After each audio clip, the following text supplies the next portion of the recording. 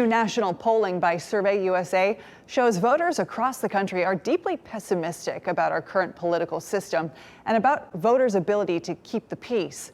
WRAL Capitol Bureau Chief Laura Leslie dug into those numbers for us.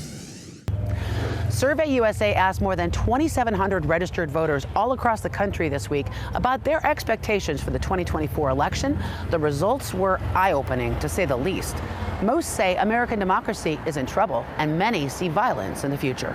Voters clearly haven't forgotten about the attempted insurrection of January 6th, and nearly half think we'll see something like it again next year. 46% of respondents think serious violence is very likely or somewhat likely after the 2024 elections. And it isn't just a partisan concern. 53% of Democrats think so, 45% of independents, and 42% of Republicans. A substantial number think the violence could turn into a civil war. 27%, that's 1 in 4 registered voters, said civil war is very or somewhat likely after the next presidential election.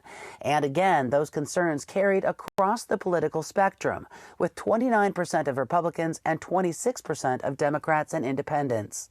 Meredith College political scientist David McLennan says those numbers are not something you'd expect to see in the U.S. We're also seeing people, whether it be politicians or people in certain media outlets, really start talking about violence. And, even some of the people on the right have consistently used civil war to talk about what needs to happen. And so I think what it is a reflection of the culture. Even those who don't expect violence say our democracy is shaky.